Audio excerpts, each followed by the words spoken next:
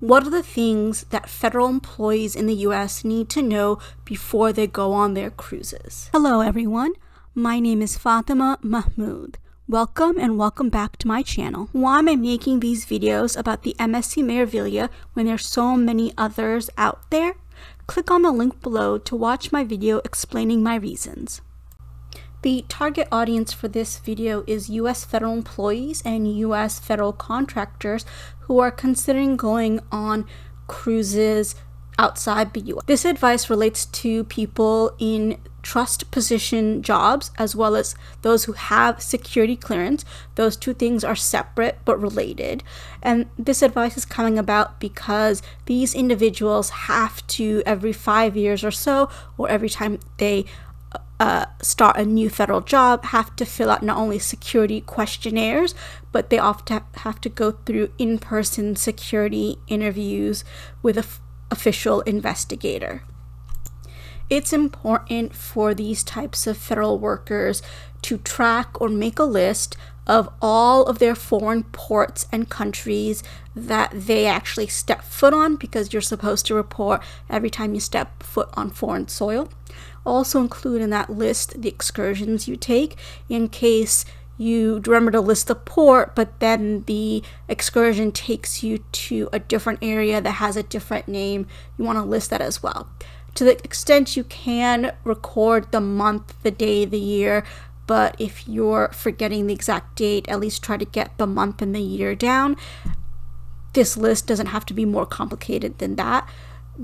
You have to submit the information in this list as part of your online questionnaires, but also be prepared for the official investigator in your security interview to ask you questions about these trips, these ports, and these excursions. The cruise lines are already providing you with helpful tools to make this list. This is part of a booking confirmation PDF I receive when I book a cruise.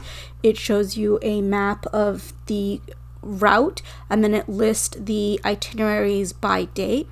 So you can participate in making your list before you go on the cruise by copying and pasting this information over to a centralized location where you're already keeping a list of your foreign travel. You can obviously wait to do this once you get back.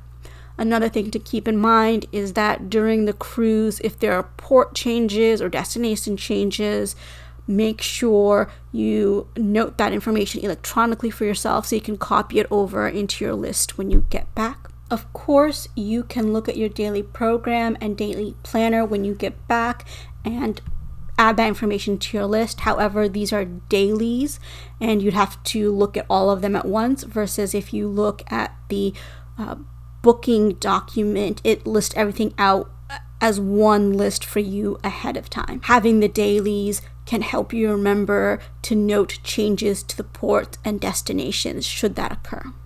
I don't have direct experience with security clearance or the process to get it, but I know enough people in the DC area that I can speak generally about it. Some of you already know this, and this is new for some folks, that if you have security clearance already, you have to submit pre-approval for any foreign travel that includes cruising, and you have to submit the details beforehand. You have to wait for approval. And to the extent that I know, if something changes or your employer changes its mind for whatever reason, even if you've made all your bookings and they decide, no, you can't go to these places that you happen to be going to through a cruise, you will not be allowed to go and you have to cancel. The best tips I can give to US federal employees and US federal contractors for preparing for their cruises in relationship to the employer is to make lists, keep track of documents, and save other records so you can report your foreign travel easily without too much hassle. Thank you for watching my video. I'd love to hear from you on email at fmahmood@wellesley.edu. You can also find me on LinkedIn at that address. And if you do send me a connection request, please go ahead and send me a note. Before you go, please like, comment, share, and subscribe to my channel. I'd really appreciate it. And please go ahead and watch my next video. Thank you.